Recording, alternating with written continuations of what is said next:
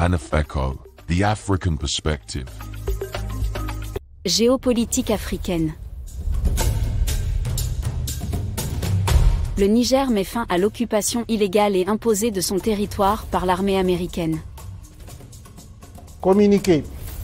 Le gouvernement de la République du Niger porte à la connaissance de l'opinion nationale et internationale que les 12, 13 et 14 mars 2024, ses représentants, sous l'autorité de son Excellence, M. Ali Mohamed Lamine Zain,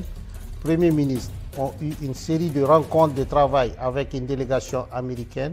composée de la sous-secrétaire d'État adjointe aux affaires africaines, chef de mission, Mme Molifi, du Dr Céleste Wallander, sous-secrétaire à la défense pour les affaires de sécurité internationale, du général Michael Langley, commandant en chef de l'Africom, et de Mme Kathleen Fisbon, ambassadeur des États-Unis d'Amérique au Niger. Sous la forme, l'arrivée de la délégation américaine n'a pas respecté les usages diplomatiques. En effet, c'est de façon unilatérale, par note verbale, que le gouvernement américain a informé le gouvernement nigérien de la date d'arrivée et de la composition de sa délégation, ainsi que les autorités nigériennes à rencontrer, sans précision aucune quant à l'objet de sa visite. C'est donc par courtoisie et suivant nos traditions millénaires d'accueil et d'hospitalité que le gouvernement a reçu la délégation américaine. Sur le fond, les échanges entre les deux délégations ont porté essentiellement sur la transition militaire en cours au Niger, la coopération entre les deux pays, en particulier la coopération militaire et la lutte contre le terrorisme, les orientations et perspectives politiques du Niger dans leur aspect relatif au choix des partenaires sur le plan diplomatique, militaire et stratégique,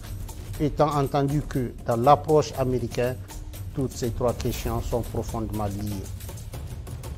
Sur la transition en cours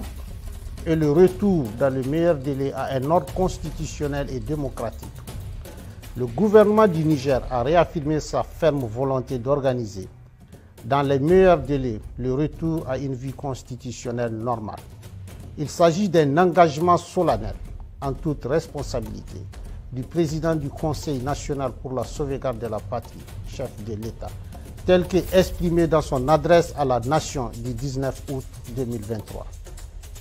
Sur le choix des partenaires diplomatiques, stratégiques et militaires, le gouvernement du Niger regrette la volonté de la délégation américaine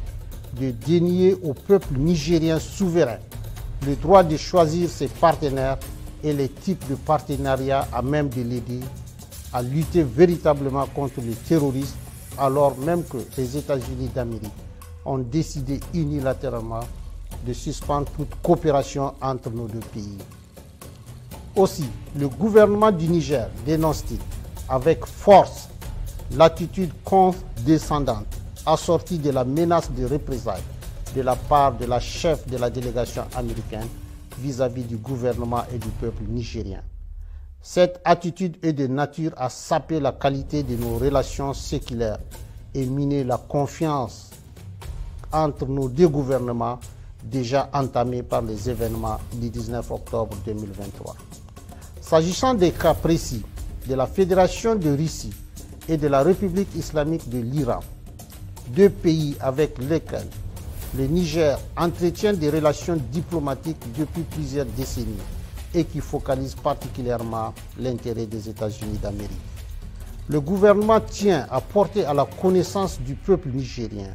et de tous les peuples de la communauté internationale qu'il n'a jamais signé d'accord secret avec ses pays partenaires. Tous les accords signés par le Niger depuis l'avènement du Conseil national pour la sauvegarde de la patrie respectent le droit international et les règles de transparence. C'est pourquoi le gouvernement du Niger rejette les allégations mensongères de la chef de la délégation américaine consistant à soutenir qu'il aurait signé un accord secret sur l'uranium avec la République islamique d'Iran. Cette approche cynique, habituellement utilisée pour discréditer, diaboliser et justifier leurs menaces contre les États, ne pas sans rappeler l'exemple de la Seconde Guerre d'Irak. En effet, les Nigériens et l'ensemble de la communauté internationale se souviennent encore des fausses preuves brandies par le secrétaire d'État américain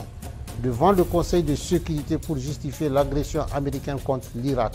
et que dans cette affaire, le gouvernement du président Tanja avait été accusé de façon mensongère d'avoir fourni de l'uranium aux autorités de Bagdad, alors même qu'il est de notoriété publique que l'exploitation de l'uranium nigérien est totalement contrôlée par la France.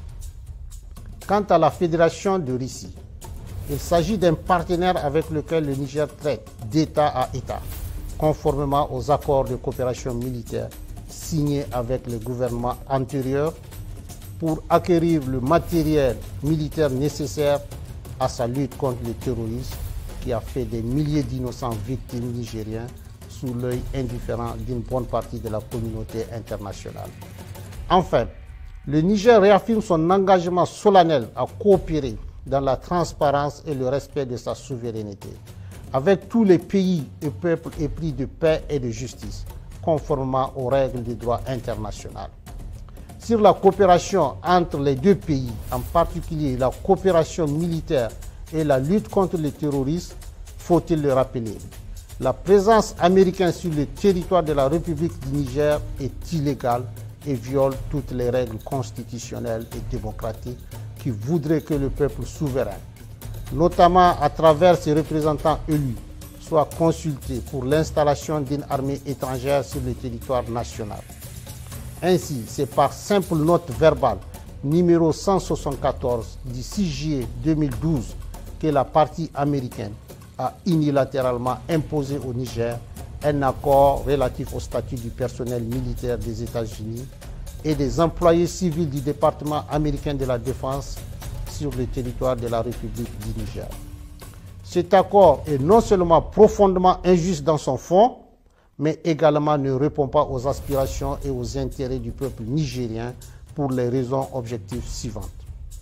D'abord, il contraint le Niger à payer des factures liées aux taxes des avions militaires américains dont ces derniers doivent normalement s'acquitter et qui coûtent des milliards de francs CFA aux contribuables nigériens. Ensuite, les autorités nigériennes compétentes n'ont aucune information sur les activités militaires menées à partir des bases américaines au Niger et ignorent jusqu'aux effectifs civils et militaires ainsi que le matériel américain déployé sur le sol nigérien. Enfin, l'armée américaine n'a aucune obligation, selon l'accord, d'accéder aux demandes nigériennes d'appui contre les groupes terroristes qui assassinent nos vaillantes forces de défense et de sécurité et massacrent nos laborieuses populations. Aussi, depuis le 26 juillet 2023 et l'avènement du Conseil national pour la sauvegarde de la patrie, le gouvernement américain a décidé unilatéralement et brusquement de suspendre sa coopération militaire en violation de l'accord imposé au peuple nigérien en invoquant l'article 7008 du Consolidated Appropriation Act,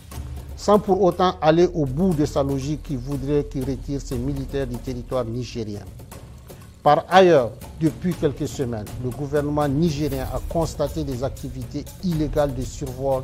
de son territoire par des aéronefs américains et qui sont de nature à s'interroger sur la sincérité de leur partenariat et la pertinence du maintien de l'accord de coopération militaire imposé par note verbale.